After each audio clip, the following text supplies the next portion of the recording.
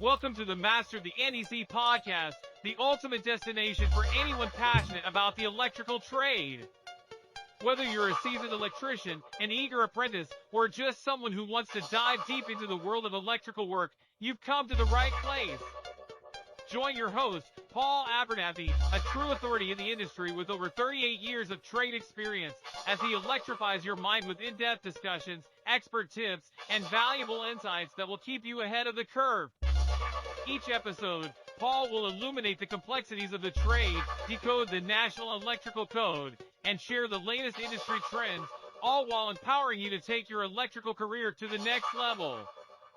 So, gear up, plug in, and get ready to supercharge your knowledge, because with the Master the NEC podcast, the power is in your hands. Now get ready, here is your host, Paul Abernathy.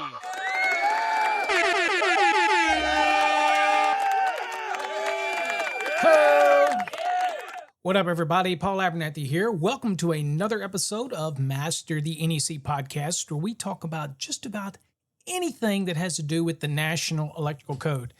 And on today's episode, we're going to be digging into EV vehicles in the 2026 edition of the National Electrical Code, and talk a little bit about the difference, because there is liable to be a slight bit of confusion when people end up going into the 2026 edition of the NEC, and they're familiar with 625 and obviously EV vehicles, but there's also an introduction of Article 624.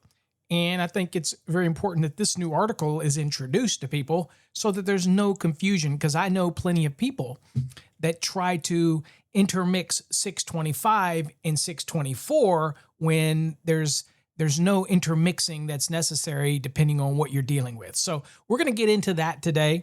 But I also want to remind everybody out there that starting in July of 2026, I'll be writing some inspector-related interaction between inspectors and electrician articles for EC&M Magazine. So if you're not subscribed to EC&M Magazine, you definitely want to subscribe to that. They do it online. I think they have a print version as well. And if you get the newsletter, you also get videos and podcasts. And I'm doing a bunch of videos and a bunch of podcasts with these folks too. So it's really an amazing association or organization. They put out a great publication, and I'm excited to be writing for them. So I am now on the EC&M team, and I look forward to giving them some good articles here moving forward the rest of 2026 and into 2027. So check that out. It's dropping in July of 2026. So get that on your radar. Also, as many of you know, today's topic, talking about EV vehicles and EV charging, both the traditional EVs like Tesla, Cybertrucks, all those type of things. That is, what we're all familiar with, Rivians. There's other types of, obviously, EV vehicles. And they're very much going to be locked into the foundation of Article 625. That did not change, although there is an advent of a lot of other electric vehicles that are self-propelled that needed to have a home somewhere that don't necessarily fall within the confines of Article 625. So that's where Article 624 was born. And so we'll be talking about that a little bit today. But before I even get to that, most of you have probably heard I have gone over to the dark side. Yes, you probably heard me say this before. Now, of course, everybody knows that, there's a certain number of people that are just haters anyway. They hate Elon. I didn't buy a vehicle. I didn't buy a Tesla because I think Elon's the greatest, although I think he's an amazing man and what he can build from my business perspective. I try not to care about those other things, but from a pure business perspective, he's amazing. And, but for me, I bought a Tesla for a couple other reasons. One, it's not because of saving on gas, because I don't use a lot of gas. I've still got my Jeep Gladiator, as you all probably know. I love my Gladi. It's not going to change. I'll probably keep that thing as long as it runs because I just love it. But for me, it was kind of looking at things in an overall perspective of content and, years ago when I worked with NEMA, I kind of head up this smart charging or this EV corridor thing and trying to push a cleaner efficiency type of thing. And we were really big on the EVs. And at the time, I'll be honest with you, I don't know that I was all on board with it. And there's still people today that aren't. I don't know whether the grid can sustain it. But now we have a lot of the EV chargers. Emporia, by the way, shout out to Emporia. I have their charger, Emporia charger, because I believe I'm in that Emporia network where I have the View 3 to monitor my energy usage. And then I have the plugs that control my 3D printers, pinball machines, arcades. So, I mean, I'm in that ecosystem from Emporia, and I just love it. And of course, their EV charger is always 5-star, top of the line. And so I went with it. But they have new versions of their EV that actually would allow you to put them on a service that may be 150 amps or even 100 amps that typically you would be pushed to upgrade your service to a 200 amp minimum, which now the way that some of these chargers, and not all of them, because they are not all created equal, now they can actually monitor when the best time and basically modulate the level of voltage needed depending on their usage and the current draw and all this type of thing that are very smart now. And so I don't know that all the EV chargers out there have that, but I know that the Pro version of the latest model from Emporia does have that. Now, I did not go with that because I don't have that same concern because I have a 200 amp service.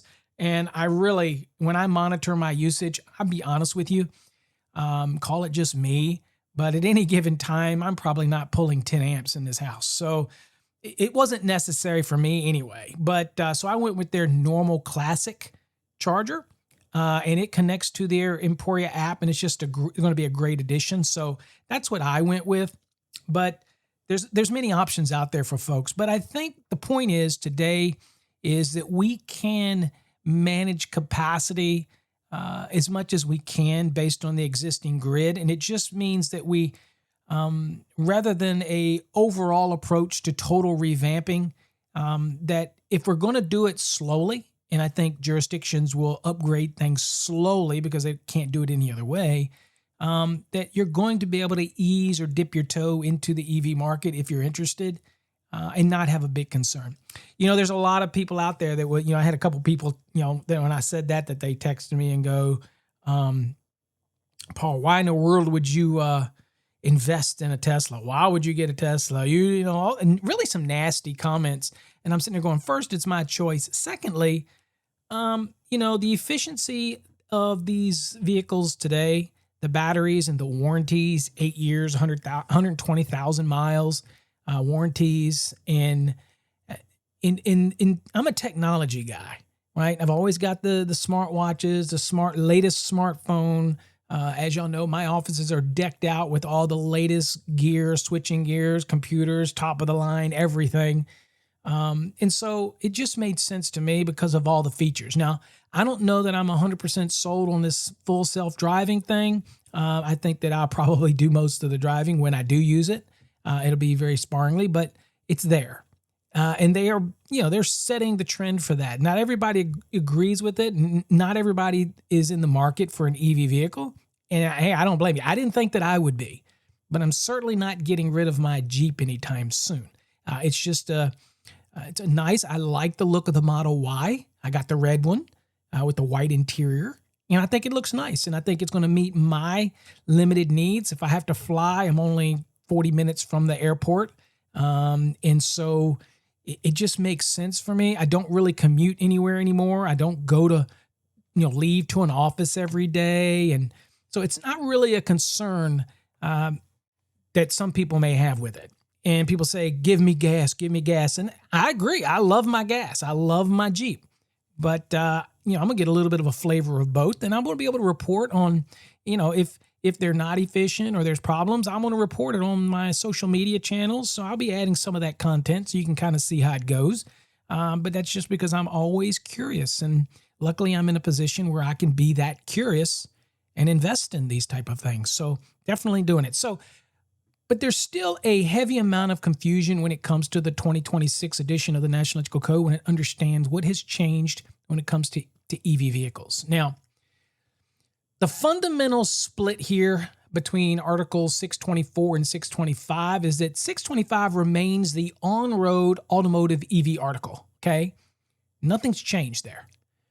Where the new Article 624 covers electrically powered vehicles and vessels that are not NEC-defined EVs, such as things like golf carts and farm equipment or boats or EV aircraft and things like that. Now, we're going to kind of dig into this a little bit and see some of the differences and have a kind of a conversation. But let's understand that we're talking about two different things. And I will try to break this down for you out there, electricians who are going to be working with the 2026 edition of the NEC, and you're going to be doing EV chargers. You're going to be putting these type of things in. So let's kind of get into it. The new Article 624 is not an EV vehicle as we know it, like Teslas, Rivian, and all those type of things, okay? It covers charging and power transfer equipment for electric vehicles and vessels that do not fall within the NEC's automotive on-road definition of what we would call an electric vehicle. Again, golf carts, farm use equipment, industrial vehicles, boats, aircraft, ground charging applications, all that kind of stuff. That is very much going to be in a 624 aspect of it. So first things first, differentiate for all of you out there that are going to be doing EV vehicles. You're still going to be very much in 625, okay? So talking about the article itself. So 624 is electric self-propelled vehicle power transfer systems versus Article 625, which is electric vehicle power transfer systems. The vehicle classifications, we got self-propelled vehicles or ESV, whereas under 625, we're going to refer to the vehicles like a Tesla, like a Rivian, like a Bolt, things like that. We're going to refer to those as electric vehicles or EVs, okay? That type of thing. Now, when we're talking about the general vehicle type, obviously 625 is going to be dealing with automotive type vehicles. Again, for on-road applications, whereas 624 is going to be geared more towards non-automotive, more off-road, industrial, agricultural, marine, aviation, and similar type of things. So we have this line of demarcation between the two, whereas passenger cars, buses, trucks, neighborhood vans, robo-taxis, all those type of things, plug-in hybrids, eventual EV motorcycles. I think there's some out there, but those type of things, that's 625. Golf carts, tractors, things like that, boats, EV or electric vehicle type of airplanes, the aircraft and charging, that is definitely 624, okay? Difference. As far as terminology of equipment goes, we're going to refer to 624 vehicles as ESVSE, whereas we're going to refer to electric vehicles, as far as the equipment itself, as EVSE, okay?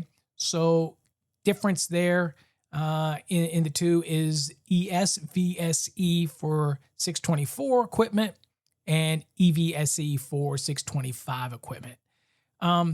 Passenger applications, definitely. Anything that's going to carry a passenger and stuff like that, when it comes to EV, you're definitely going to make sure that if there's any question, you're going to be in 625. 624 is not designed for anything to do with a passenger type of thing, okay? Just to kind of get that understanding between the two, okay? Now, there's various charging formats out there that do also confuse people, like an NACS or a J1772 or CCS or configurations like that. It does not determine the article, okay? The charging connector doesn't really do that. The classification and intended use of a vehicle determines whether it falls under 624 or Article 625, okay? That's the key thing. So what the articles actually regulate, and neither one of those articles, by the way, is primarily concerned with the internal wiring of the vehicle. Let's get that out of the way. When we talk EV, you buy a vehicle, it has nothing to do with the internal wiring with either 624 or 625. Doesn't have anything to do with that. What it's regulating, by the way, in the code, NEC, is the premise side conductors and equipment that is used for, one, transferring power to the vehicle for charging. It's also now the transfer power from the vehicle back to the premise or electric power system where we're equipped to do so. Again, permits bidirectional current flow. We saw that introduced into the NEC a couple cycles ago. So where you have the capability for bidirectional current flow, that's governed by the National Electrical Code.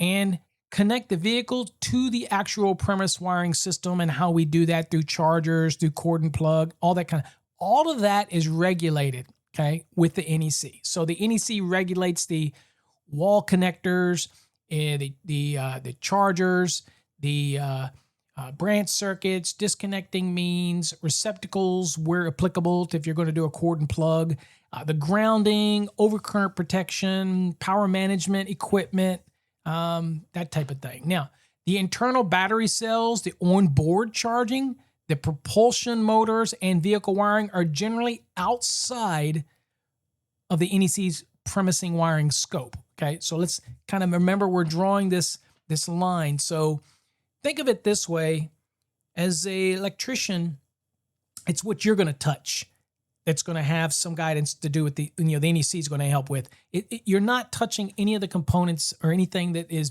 born to the vehicle itself, right?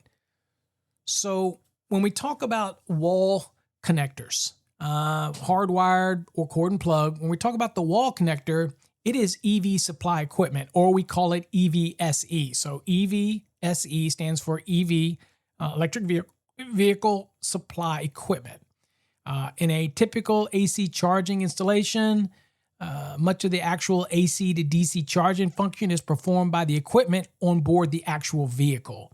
Okay, so once it gets to the vehicle, in many cases, that's where the conversion is going to take place. Okay, so important to remember that aspect of it, that a lot of this is actually internal to the actual, even though you have the charger or the connector, the wall connector, the actual much of the AC to DC charging function is going to be performed by the equipment that's built into the vehicle itself.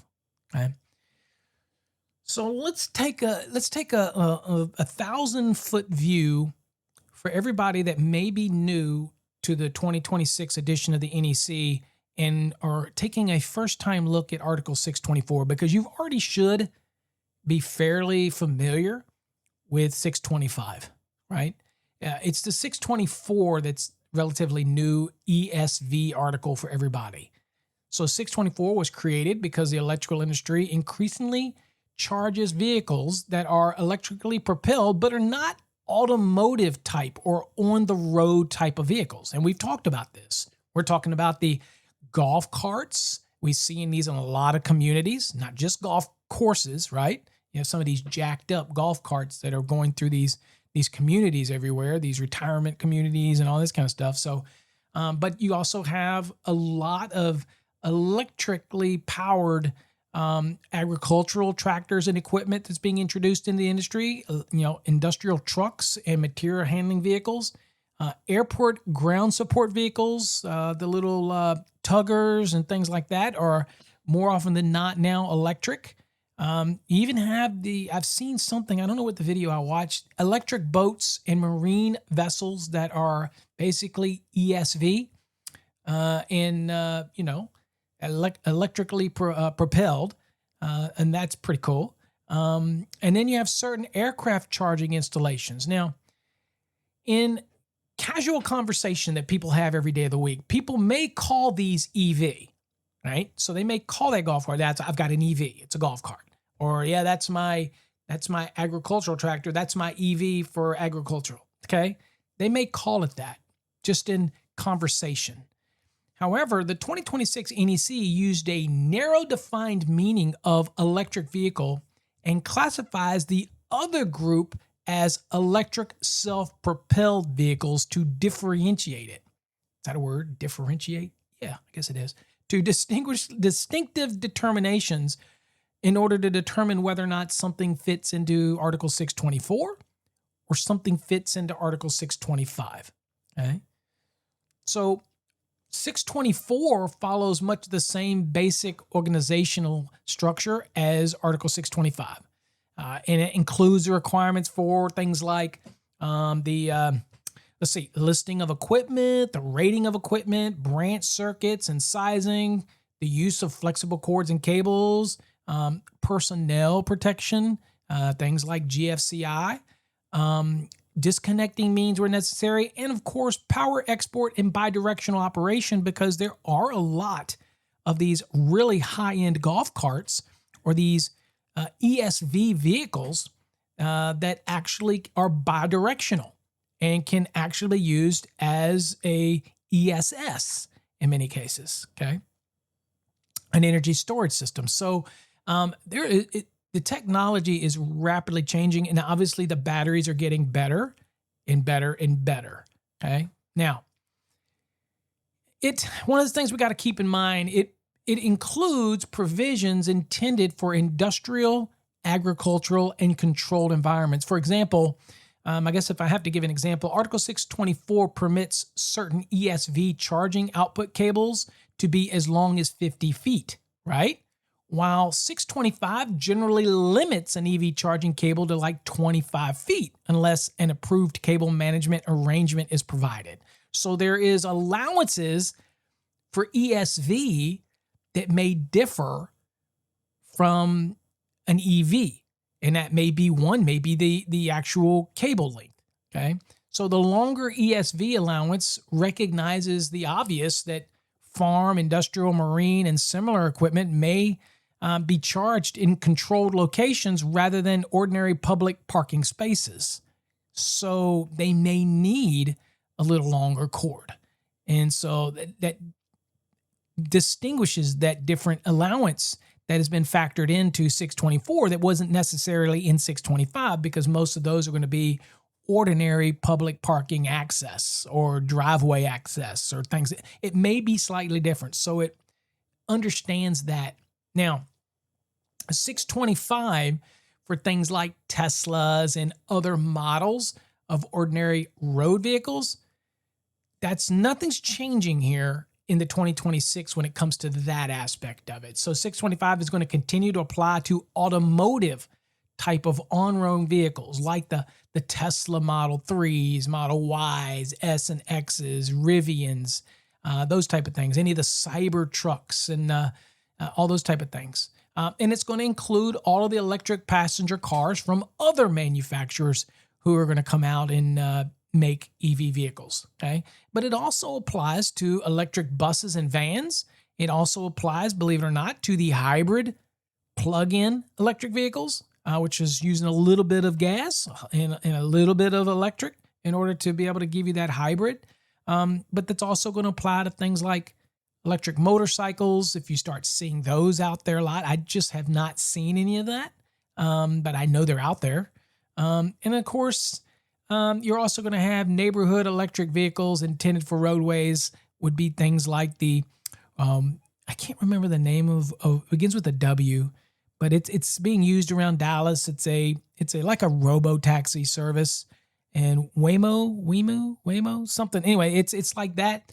All of those type of things that are going to go on the road, they're going to be covered under Article 625, and that's not going to change. So that's the main distinction, okay? Now, when we're talking about installations, and we're kind of gearing towards the 625 for the common installations, is the 625 is going to give you direction for the branch circuits, conductor sizing, again, overcurrent protection, equipment rating, configuration, disconnecting means, field marking requirements, load management or power control equipment, ground fault and personnel protection functions, and then, of course, bidirectional operation where provided, where that is incorporated into it. Okay, so as you see here, very similar to 624, it's just we have to have a line that determines automotive versus non-automotive. You get what I'm saying? So those things fall under self-propelled versus, obviously a Tesla is self-propelled, obviously, but it falls more under the classic automotive on-road, on-street type of products. Okay, so that's that kind of line that we have to draw, right? So one of the things that 625 is also going to apply to both the EVSE, which is the wall charger, and the receptacle installed for the EV charging, if you're going to do cord and plug. So section 625.54 requires personnel GFCI protection for receptacles installed to connect EV charging equipment. So we have to remember that if you're going to do cord and plug, which is an option, and typically you're not going to get the same level of amps and charging out of cord and plug as you would hardwired. So always remember that, because sometimes they don't tell you that.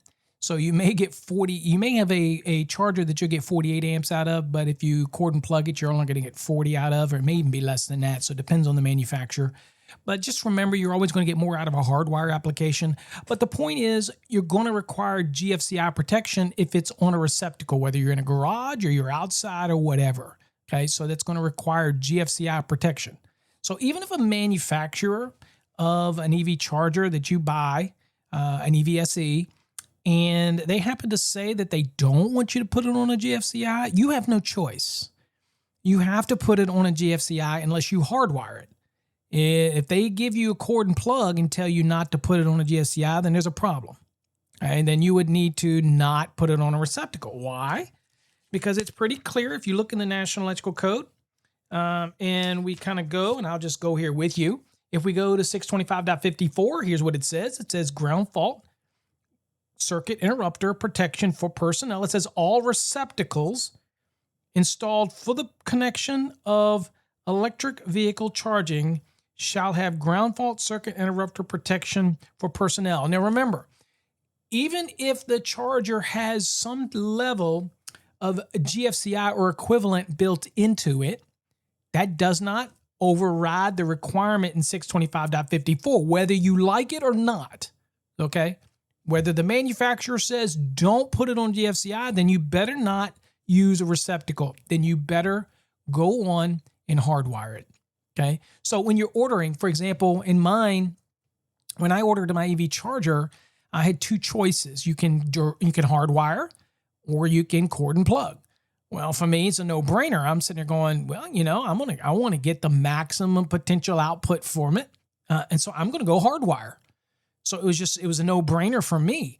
But if you're not aware of that, or your customer's not aware of that, and they're ordering one, they may get one that is cord and plug. Of course, that can be changed to hardwire. Most of them can. But again, you're gonna buy one that you're gonna have to go through that extra work. When I got mine, it already had the whip on it, the flex on it.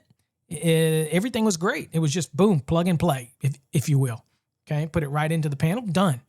So this is things that you need to keep in mind. Now, major changes or major things that have taken place from the 2023 NEC to the 2026, number one is obviously the creation of Article 624, which now is basically it's a conceptual change in creating a formal separation, like we said. The 2023 NEC placed most attention on conventional automotive EV charging under 625.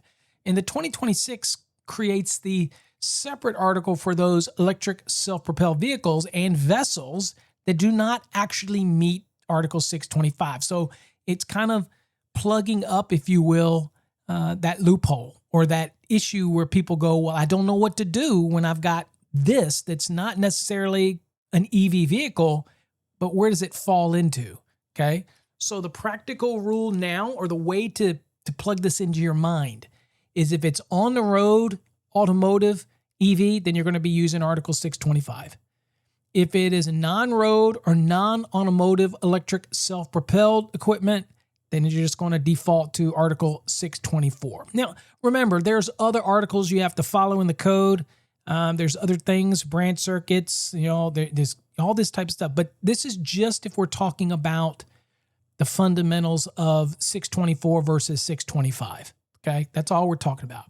But it does make this easier to distinguish a EV vehicle like a Tesla from a golf cart. an industrial forklift who typically are charged, a factory tractor, or electric boat. And incidentally, at Encore Wire on our campus, we have about 20 of these massive ESV vehicles.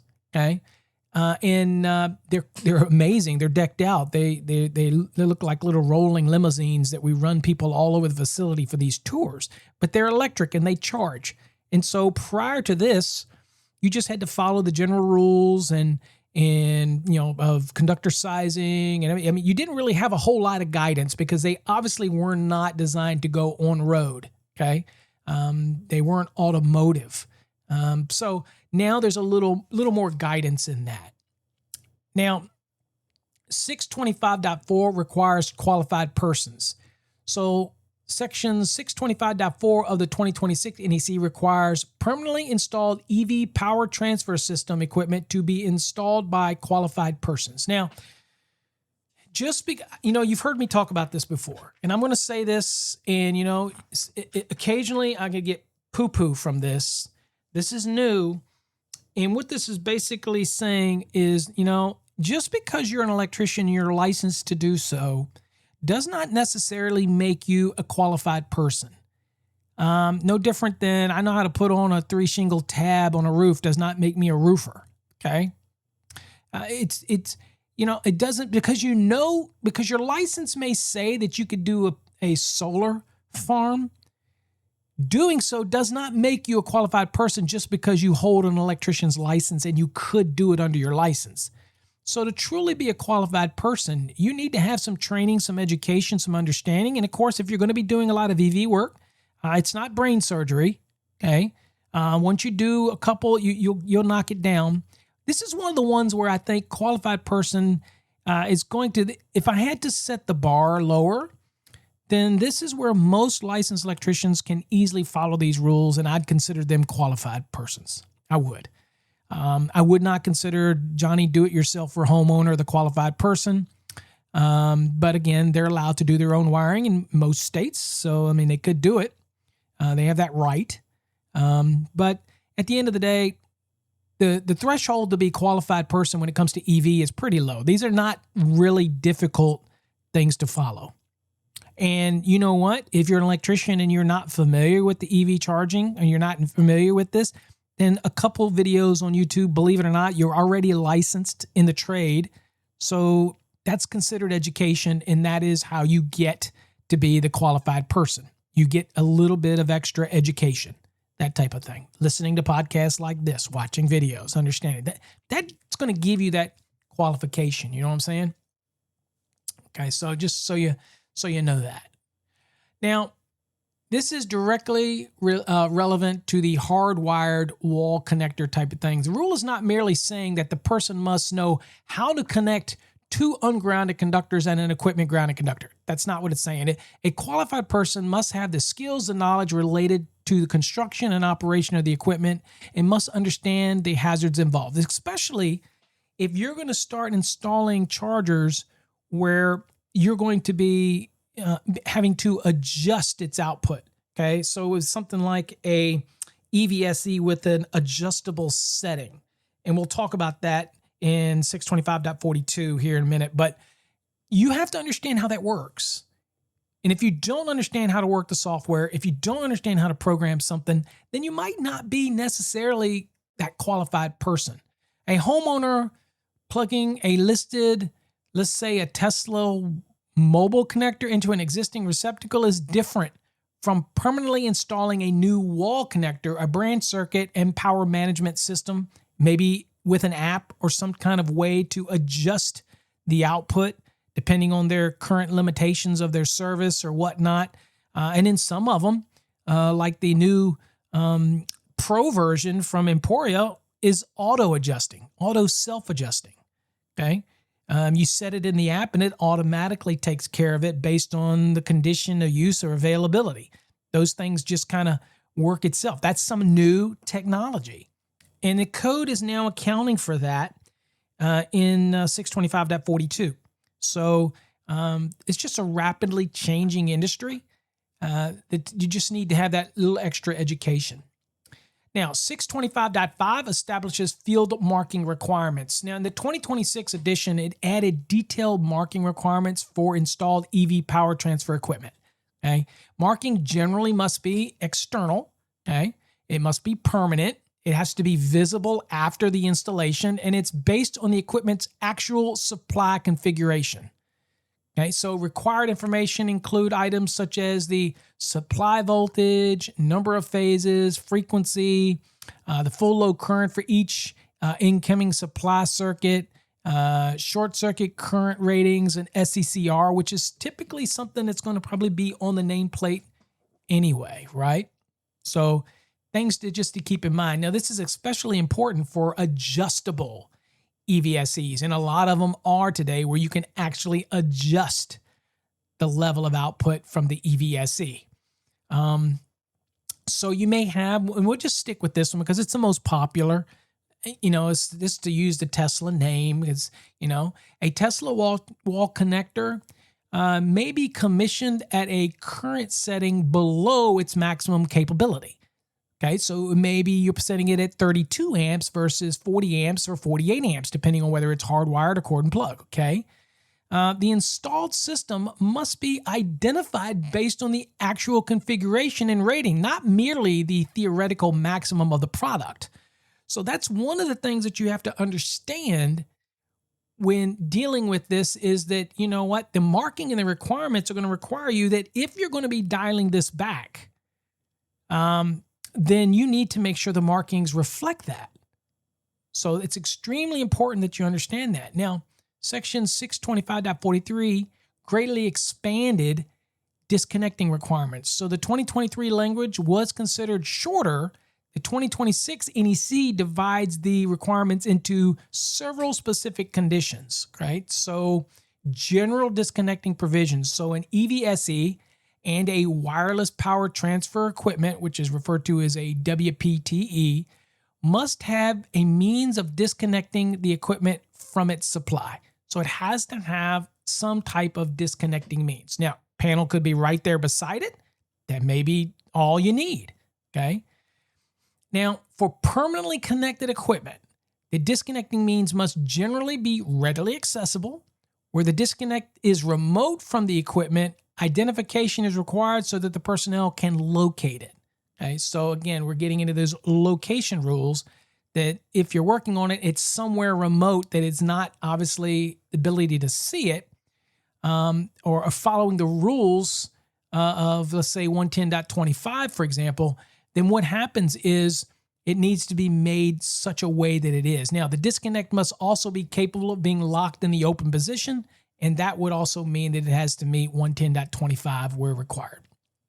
Now, there's also multifamily installations, right? So if I have a multifamily charging installation, it requires identification showing which disconnecting means controls the associated EVSE.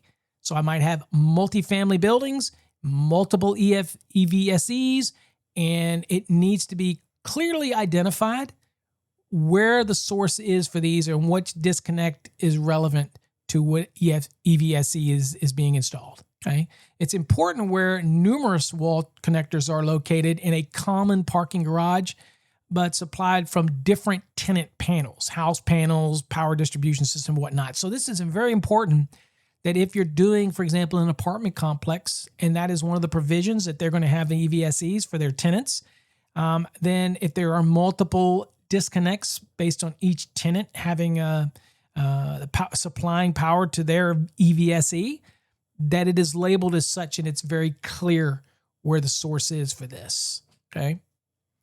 Now, cord and plug equipment. For qualifying cord and plug connected equipment not exceeding the applicable current and voltage to ground limit, the plug and receptacle can serve actually as a disconnecting means, right? So obviously, if the cord and plug is right there beside it and you can just simply unplug it, then obviously that's going to meet the disconnecting requirement. Okay, so it's not a big deal. That will meet that. So that's a no-brainer. But again, remember, with the cord and plug, you're going to get less output from the EVSE. You are going to get less, okay? But you may not need the full 48, that type of thing. Now, What about now? Something else that's new here is the emergency shutoff requirements for a commercial location, or it's easier to say for other than 1 and 2 family dwellings. It says all permanently connected EVSE and WPTE shall be provided with one or more clearly identified emergency disconnecting devices or electrical disconnects that meet all of the following.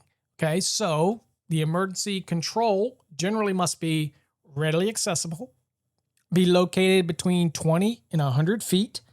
So again, from the charging equipment, be within sight of the equipment, disconnect the EVSE visible from the emergency control, open all ungrounded conductors simultaneously. Okay, so it'd be the disconnect would have to be able to do that. So thinking of its 2 poles, they would have to open both, not just one.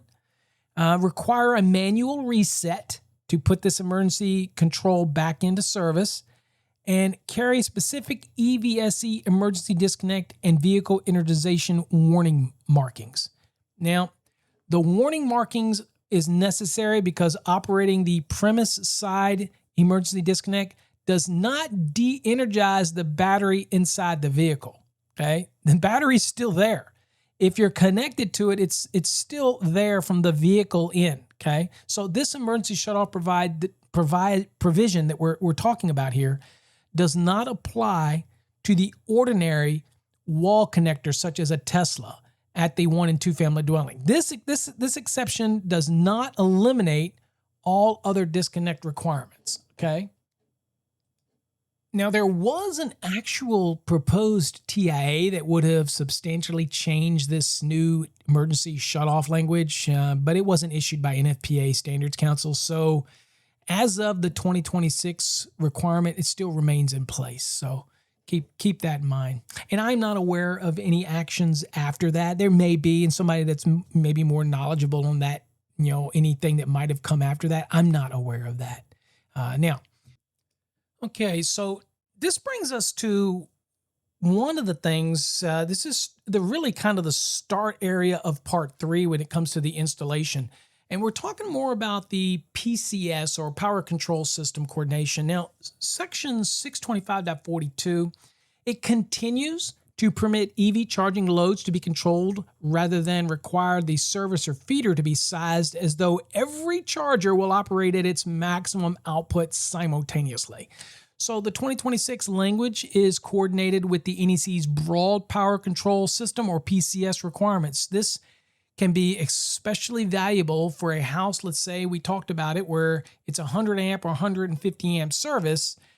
You have multiple wall connectors like a Tesla's, apartments and condominium charging, fleet charging installations, systems that dramatically reduce EV charging when households or building loads increase. So it's actually monitoring it and changing it. Now, a properly listed and designed system may control the EV loads so that the calculated or monitored load does not exceed the capacity of the existing service, the feeder, or even the brand circuit. It is simply not acceptable for the electrical installer to merely accept that the owner is going to promise not to operate under certain loads simultaneously when they decide they want to charge and they are not observing the other loads in their house. So it's a 100 amp service, and you look at the load calculation and there's some headroom on it, and you say, well, I'll put this in and I'm going to set it at 48 amps.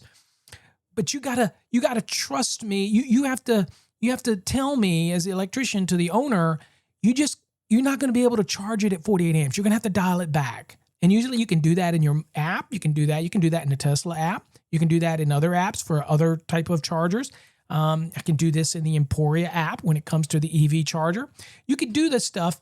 But basically what it's saying is if you want to use these provisions, and I can give you an example, but if you want to use these provisions, it's basically saying, look, we're not going to rely on the owner to promise us they're going to dial back their usage.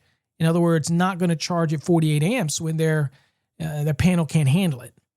But when it's in the middle of the night, they can get away with it So we're not leaving that up to the premise owner for this, right? So if you think about it and you go look at 625.42, you have two components here. You have 625.42a and you have 625.42b. Now, most of the ones that we're going to deal with, not all, but most of the ones we deal with, let's say when you're dealing with dwelling applications, is going to be B, which is the EVSE with an adjustable setting. So here's what the code says. It says EVSE with a current adjustment setting shall be permitted if restricted access to the adjustment setting is accomplished by at least one of the methods permitted in 130.70b. So you have guidance that you have to follow in 130.70b. We're not going to go look at that. But that would be setting it in the software, setting it in a way that it's, behind an access panel, setting it in some way that the homeowner can't just go crank it back up. Okay? That's important. Now, it also goes on to say, look, if the adjusted current setting has an impact on the rated label, which it will, because your label may say a certain amps of output, right? And if you're dialing it back due to the fact that you're not going to do a service upgrade, you're going to try to work this out and do a load calculation and say, well, you should be okay at 32 amps. You just can't have it at 48 or even 40. And so just, that's all you need to use. And so that's going to charge their vehicle slower. And so what'll happen is, the tinkerer, as we all are, they will get in there and change that adjustment after the fact. So as long as you follow the precautions in 130.70b, and as long as once you adjust it back, that it's restricted, that the electrician has a way of making sure that this restriction is not circumvented. Now, you can't stop everybody and you can't stop people from being people. It is what it is. But as an electrician, you're making every effort to do that. And you don't always need to have a full service upgrade, right? So at the end of the day, a lot of the newer EVSE systems, like the Emporia Pro, will automatically adjust. And when it gets to a certain level, and it will not initiate charging, it will wait. It is very smart. It uses CTs like their normal monitored system. And it just is very smart at how it does it. Whereas in some of these systems, you're just going to have to set it, use a passcode, get in it, set it, and that's it. And if the customer doesn't want to upgrade or doesn't want, and you believe there's a potential problem that you need to circumvent, then you're going to set it at the lower level. Then you're going to do the label. Then you're going to mark it as such so that it's very evident what the new output is. You're going to follow all those. And you're going to be doing a field installed rated label, okay, in accordance with 110.21, okay? And that's what you're going to do. And you're going to make sure everything's set up for that, and that is going to take care of it so that there's no promises made by the owner. Oh, I promise I'll never charge it at 48 amps. I promise you I won't do that. And then when they realize that they need their vehicle they want their vehicle to charge in 5 hours, or they hear their buddy down the street say, what do you mean? I charge mine in 4 hours, 5 hours. What do you mean yours takes 8 to 10 hours? It's because of the voltage that's been geared back, right? So again, that's what that is. So there's a provision in 625.42. So there's a lot of people on social media that go around and say, oh, you need a new service.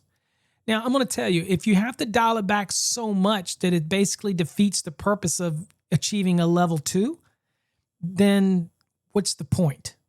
Then you just might as well go on and get a service upgrade. You get what I'm saying? So, the charging is based on 3 different levels, right? Level 1, level 2, level 3. The typical wall connector, the typical one that you're going to have inside of your dwelling, which you're going to buy that mounts on the wall, that's a level 2 charging. You have a level 1, which is typically the 120 volt that they'll, will plug into a regular receptacle and basically give you 3 to 5 miles per kilowatt hour. And so they're slower, a lot slower. But if you don't drive your vehicle every day, that may be all you need. But if you're somebody that commutes or you need it every day, then you're going to have to get at least a level 2. I don't know of any dwelling application that has a level 3. Level 3 are mainly the ones you're going to see out at your superchargers, and even those are pushing the bounds because they're really getting massive as far as their charge rates. But yeah, that's the difference, and the electrician has to be able to make sure. Okay, now if the equipment is other than self-adjusting, which again, the new Emporia Pro is self-adjusting, then it basically says the current adjustment settings shall be set at the time of installation and shall only be readjusted by a qualified person. Again, that means that if it's not self-adjusting, it's not something that monitors it and goes up and down to keep you from pulling too much. Most of them out there, I'm use this terminology, dummy chargers. They're not dummy, obviously, but they're not as smart to regulate it. They're not self-adjusting. The electrician sets it after the install based on a load calc and what this capacity can have. And so if that's the case, once they set it, once they do the label, it cannot be changed.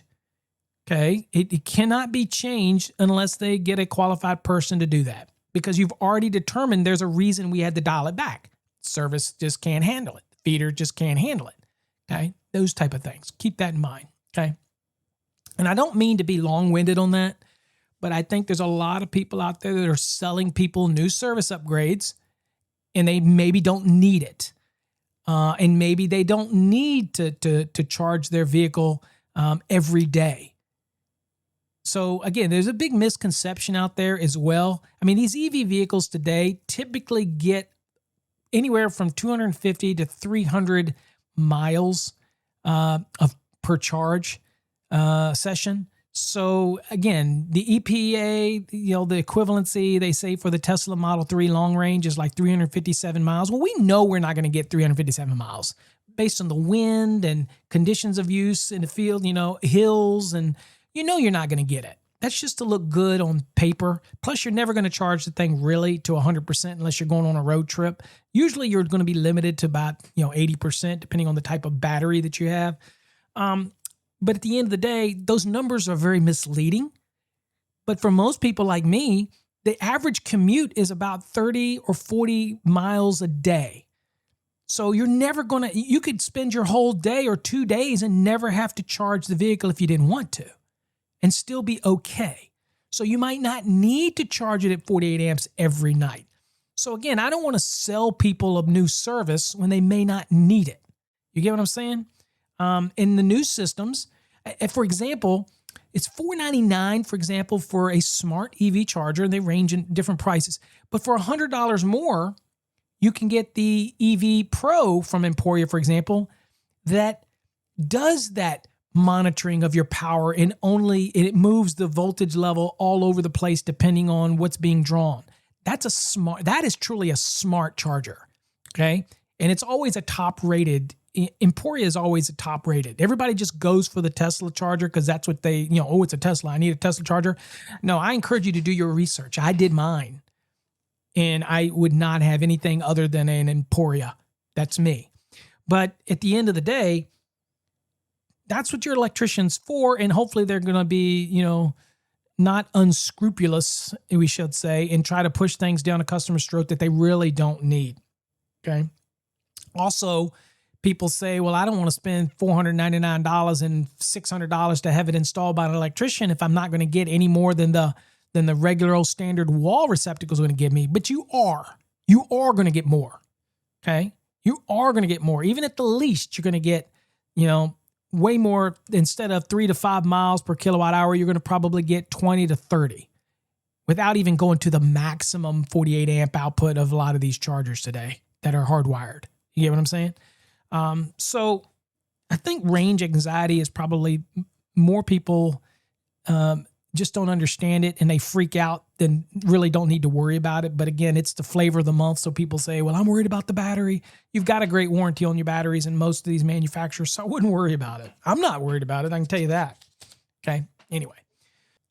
All right. So the next thing we'd look at is 625.54, which is the GFCI clarification. Now, most people don't know this. If you're not in the code development process or you follow it, During the 2026 cycle development, changes were actually proposed that would have expanded Section 625.54 to actually include GFCI or special purpose GFCI protection for not only the receptacle, but for the permanently wired EVSE. Okay, so it didn't matter whether it was receptacle, cord, and plug.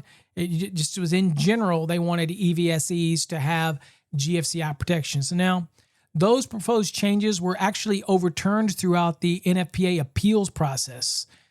Consequently, the published 2026 NEC retained the previous edition's approach requiring GFCI protection for receptacles installed for EV charging rather than imposing the proposed blanket requirement for every hardwired EVSE outlet. Okay, so that was what was being proposed, and it did not make it. Okay, so let's talk about the implications when it would be for, let's say, Tesla mobile charger, mobile connector. So if I have a Tesla mobile connector and I plug it into a NEMA 1450 or similar receptacle, the receptacle requires GFCI protection under 625.54. Now, if I hardwire these wall connectors or this Tesla wall connector, we'll use them, or Emporia, doesn't matter, they do not automatically interpret 625.54 as requiring an upstream GFCI circuit breaker solely because the wall connector is an EVSE. Now, other requirements can still apply through Article 210, the product listings, manufacturer's instructions, local amendments, or the AHJ, but as it stands, for example, a manufacturer can't tell you to not use GFCI on a receptacle, let's say, where it's required under 625.54. They can't tell you to not use a GFCI because the rule is actually in the NEC and it's talking about the receptacle, not talking about the charger, which just happens to be cord and plug. So it's very focused. So even if a charger had an element of GFCI protection in it or some variant of that, then it may be way more advanced than typical GFCI, let's say. It would be irrelevant when it comes to 625.54. You're still going to have the GFCI protection upstream. And so the answer to that is to hardwire it, okay, rather than a receptacle. Now, as I told you before, you're going to get more output anyway from a hardwired than you are from a cord and plug connection, that type of thing. But my point also is that a manufacturer cannot override the minimum safety standards. So just because a manufacturer may say, I don't want a GFCI protecting our EVSE, that's irrelevant because the NEC requires it. If it's going to be a receptacle, then it has to be. So the only way around that is to hardwire that EVSE. There's no other way around it. So no, a manufacturer cannot supersede what the NEC says as a minimum safety standard. It can only go above the code. It can't venture below the minimum safety standard. So let's think about the logic train here, because again, most of you out there are going to be dealing with the EV when it comes to like Teslas and Rivians and all that kind of stuff. So the typical hardwired wall connector or EVSE charger in a detached dwelling, let's say, the principal 2026 NEC consideration should be, number one, this is Article 625 applies. It's nothing to do with 624, period. So lock yourself into 625. Don't start saying, well, this new one, I need to look at 624. You do not. Okay? You do not. Number two, a permanently installed wall connector, EVSE charger like a Tesla, Emporia, whatever, must be installed by a qualified person under 625.4. We're going to assume you're the licensed electrician. It's not brain surgery in this case, so you've probably watched a video or two, or again, it's really no different than running a circuit. If you're doing a receptacle, it's just like running a dryer receptacle or a range receptacle. So that's no big difference there. And then, of course, you can read instructions. And if it's hardwired, it's simply three terminals, L1, L2, and equipment ground. That's it. Okay, so straightforward there. So I think you're electrician, you're a qualified person. Homeowner, not so much, but you're the qualified person. Number 3, the branch circuit must be sized for the configuration, charging current, and continuous operation. So again, you're still going to follow the rules. You're still going to treat it as a continuous load. You're going to size them at 125%. You're going to size your conductors accordingly, your overcurrent protection. So all of that doesn't change. So you're still going to size everything like you normally would based on your ratings. Number 4, the equipment must have a required field marking under 625.5. Okay, so you're going to have to, whatever you set this at, if it's self-adjusting, then you're sizing to the maximum potential output. If you're doing some type of adjustment or something like that, it's self-adjusting, then you're going to make sure that you mark it as such. You're going to make sure that it cannot be messed with by its restricted access, however that may be. At that point, you're going to set it up and you're going to put the marking requirements as necessary on the side of the unit. The applicable disconnecting provisions of 625.43 must be satisfied, whether the breaker is within sight, whether it's not, and you have to identify it and where to go to turn it off and all this kind of stuff. But you have to do that.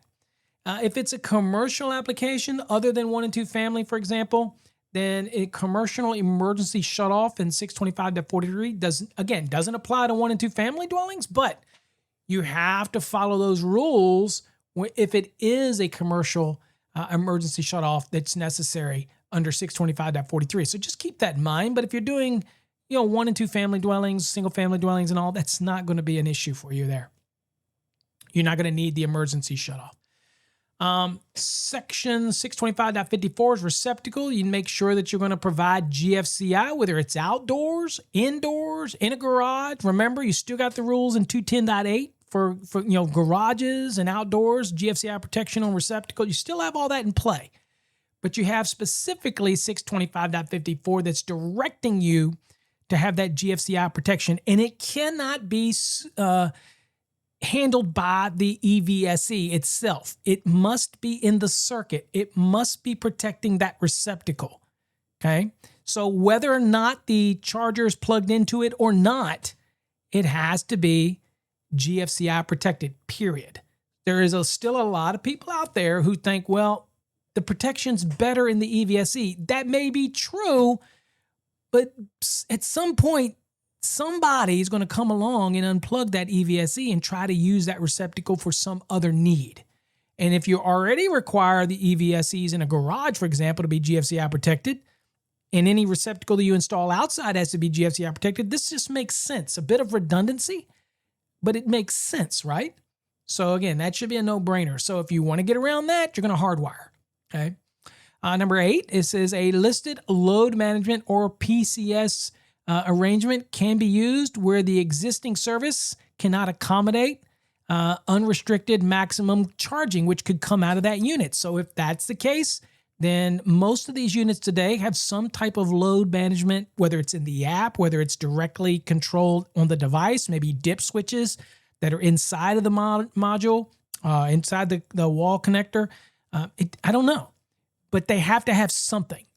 And that's where you get the provisions for you to go over and say, well, I can do all this, but I have to make sure that I follow all of the rules for this because I know that this service is not adequate for what this could potentially charge at. So I need to make sure I gear it back. And I need to do it in a way that the owners can't circumvent that. I mean, you can't fix stupid. We get it.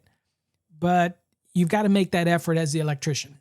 And of course, the listing and installation instructions remain enforceable under 110.3b. Just remember, the manufacturers can't tell you to do something below the minimum standard. They can go above it, but they can't go below it, okay? So let's kind of wrapping this up. 2026 does not move EV charging into 624, okay? And we don't really need to even look at 624 because that is for anything other than EV vehicles that would be on-road type of things like automobiles, okay?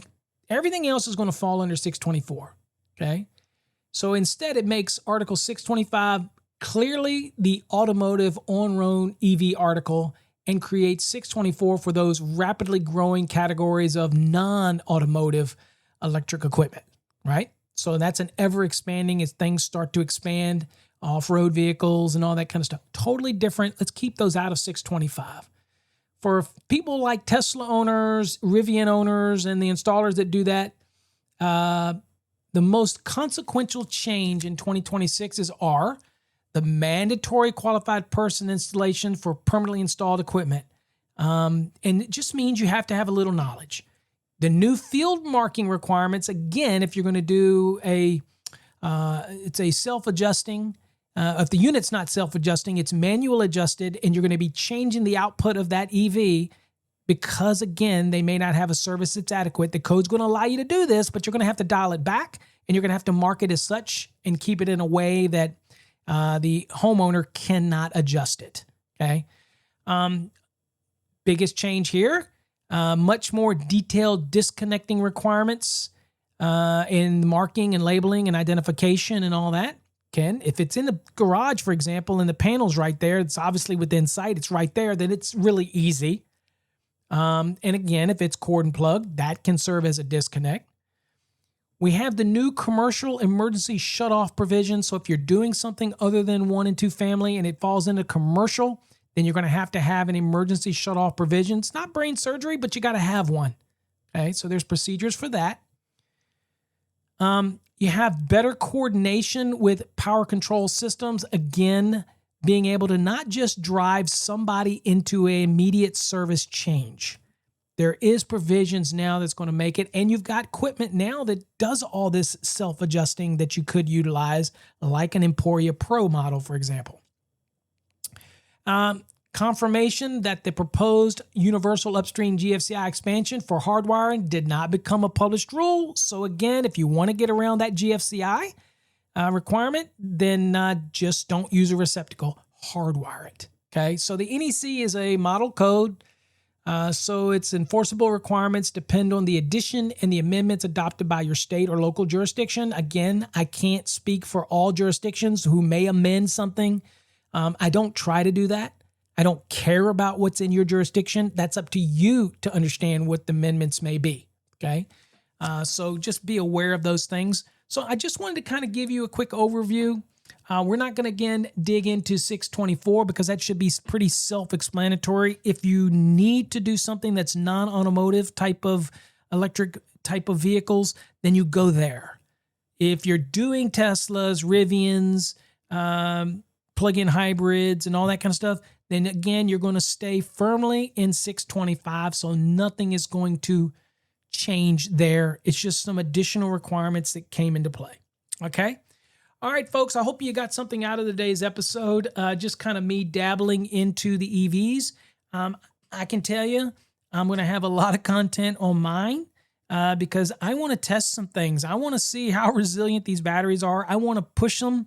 I have some mountainous areas around that I want to push things, not from a perspective of trying to convince people to buy an EV. I don't care what people do. I really don't care. But me, I want to see if they are as reliable as the industry says they are today. And so what better way to do it than to do it myself? So I got a long-range version, one with the most mileage of the whole fleet of EV vehicle. And we're going to see how that goes. And I'm going to share that with you in upcoming episodes and some videos. So it ought to be pretty interesting. Cool. All right. Till next time, folks, stay safe. God bless. Stay into the code. If you need anything, you know where to go. Always go to fasttracksystem.com if you're interested in learning more about the National Electrical Code. Don't forget, we have a free online forum that you can ask questions, take free courses online. That is over at NECCHAT.com. Go check it out. That's NECChat.com. Great resource for you to go over there and learn from everybody and post things, your images, field installations. We'd love to have you post over there. Till next time, folks, stay safe. God bless. Thanks for tuning into another electrifying episode of the Master the NEC podcast. We hope you're feeling more powered up and ready to tackle the electrical world with the knowledge and confidence you need to succeed. Remember, in the electrical trade, knowledge is power, and we're here to make sure you stay plugged into the latest insights, tips, and code updates. If you enjoyed today's episode, don't forget to subscribe, leave us a review, and share the podcast with your fellow electricians and industry pros. Until next time, keep your tools sharp, your circuits clear, and your mind focused, because here at the Master the NEC podcast, we're all about sparking your success. Stay safe, stay smart, and keep mastering the trade. From all of us here at Electrical Code Academy, thank you for all your support, and we will see you on the next amazing Master the NEC podcast episode.